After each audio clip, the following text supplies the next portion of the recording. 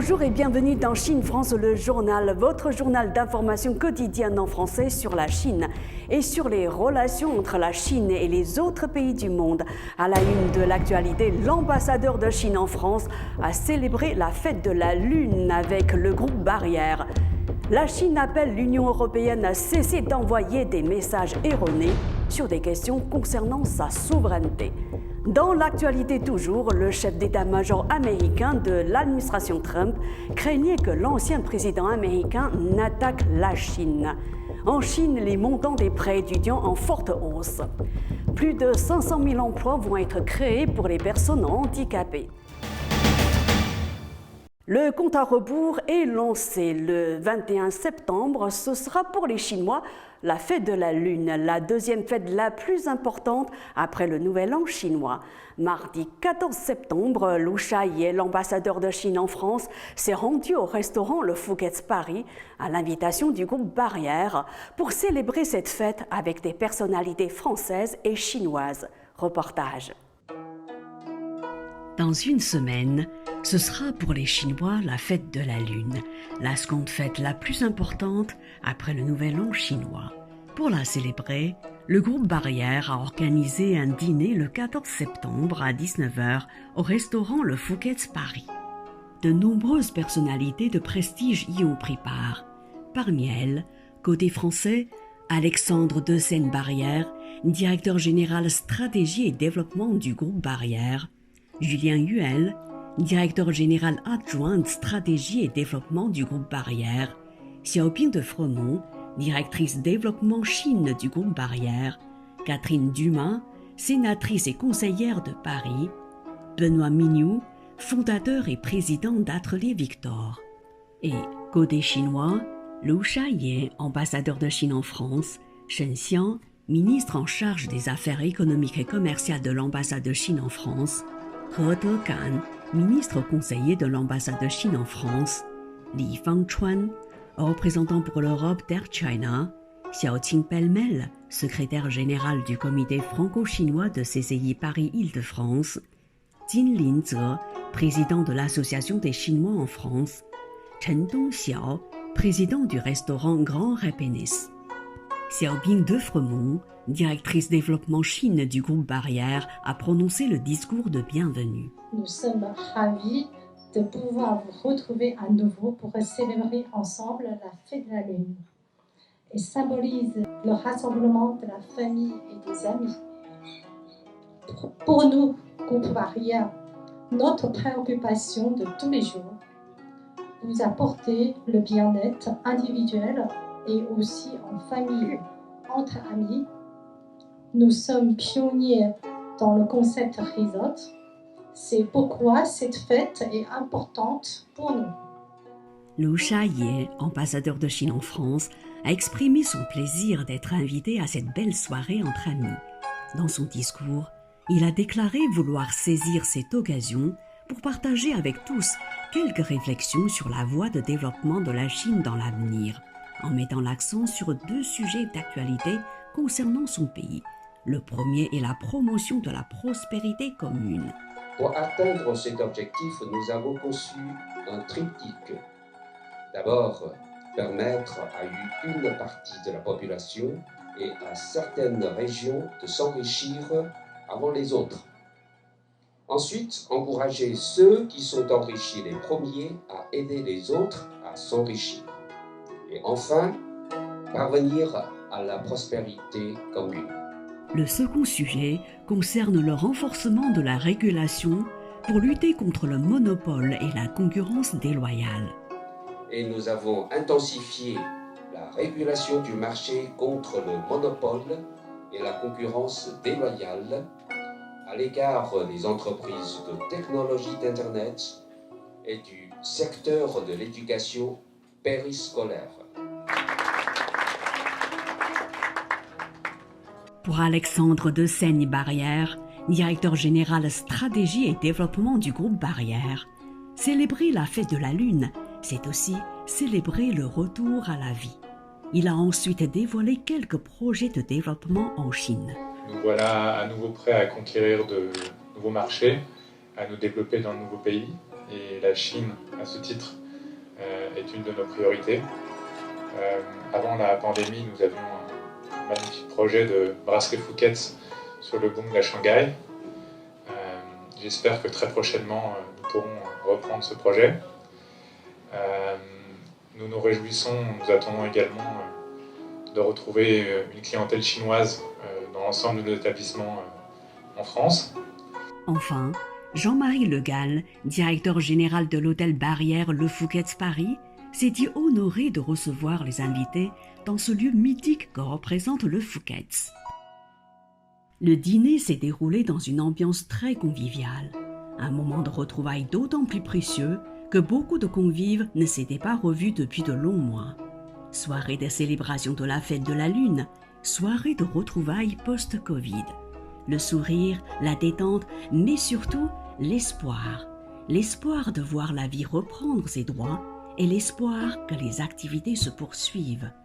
Les convives ont laissé éclater leur joie quand le gros gâteau de la Lune est arrivé. Un moment suprême de partage. Partage du gâteau, mais aussi du bonheur de vivre. Je vous le disais en titre, les tensions sont palpables entre la Chine et l'Union européenne.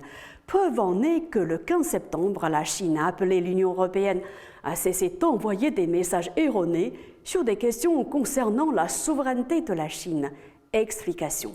L'affaire remonte au 10 août. Le ministre chinois des Affaires étrangères Wang Yi a annoncé la décision de rappeler son ambassadeur en Lituanie et a demandé au gouvernement lituanien de rappeler son ambassadeur en Chine, et cela en réaction à la décision du gouvernement lituanien d'autoriser les autorités de Taïwan à ouvrir un bureau de représentation sous le nom de Taïwan.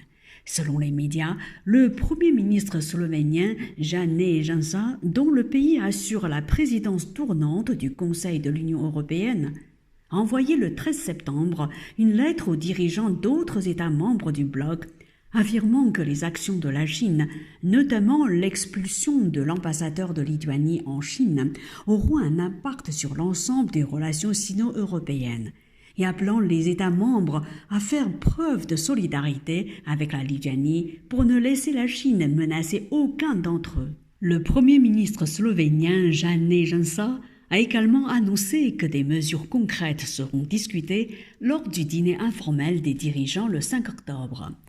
J'ai exprimé ma grande préoccupation, a de son côté déclaré un porte-parole de la mission chinoise auprès de l'Union européenne, soulignant que le nœud de cette affaire est la violation par le gouvernement lituanien du principe d'une seule Chine et les provocations qui portent atteinte à sa souveraineté et à son intégrité territoriale.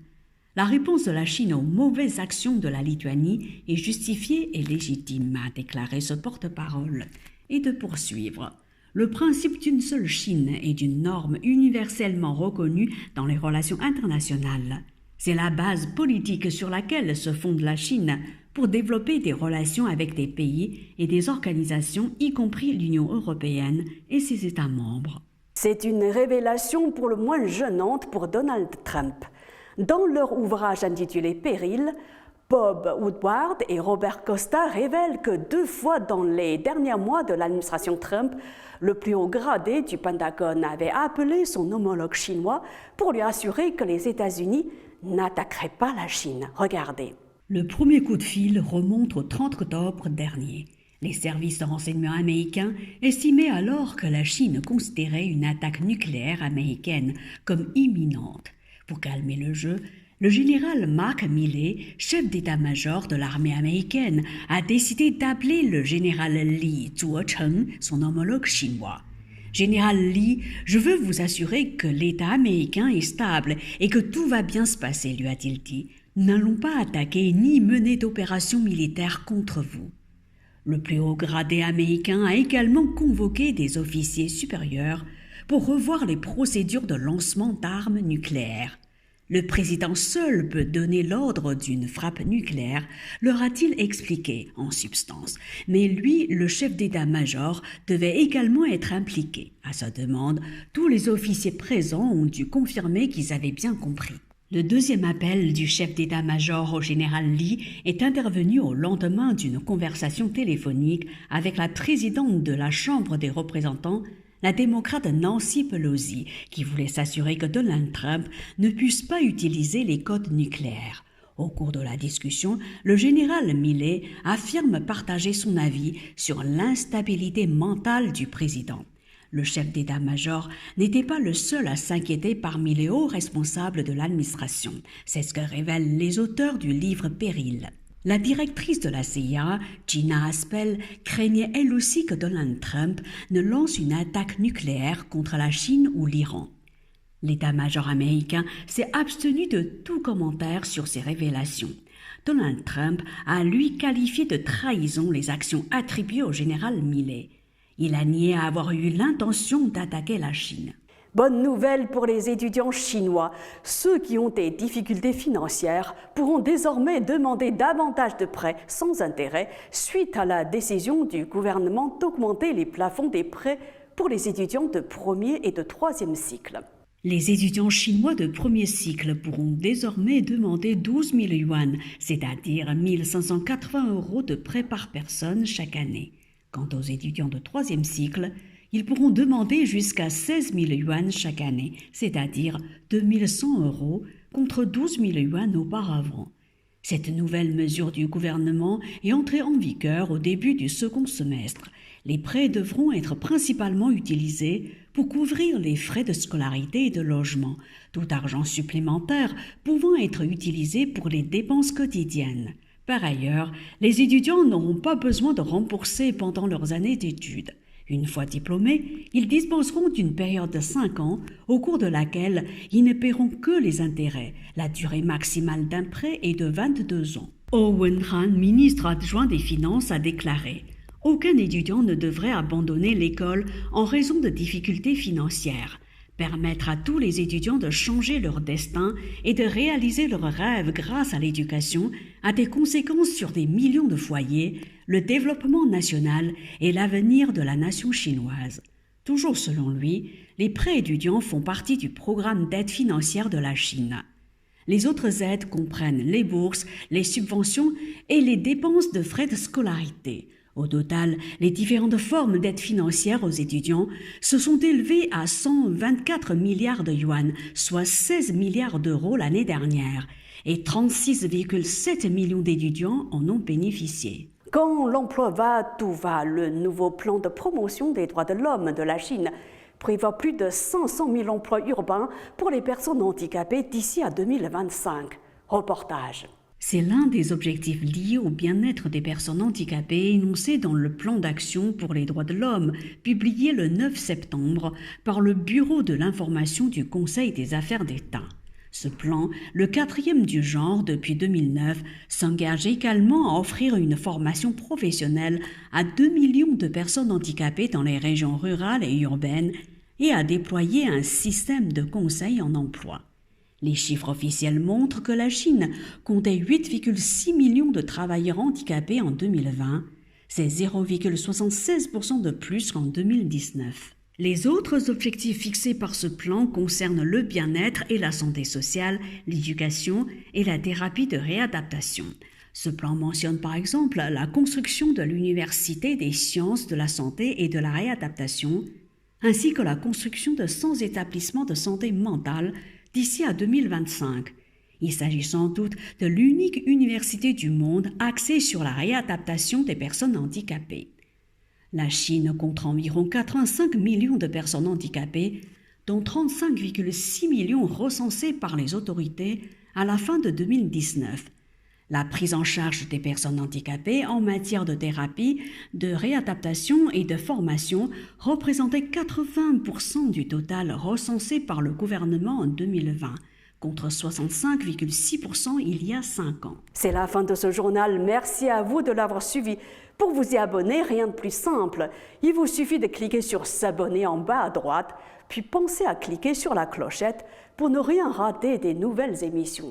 Très bonne journée ou très bonne soirée sur Mandarin TV.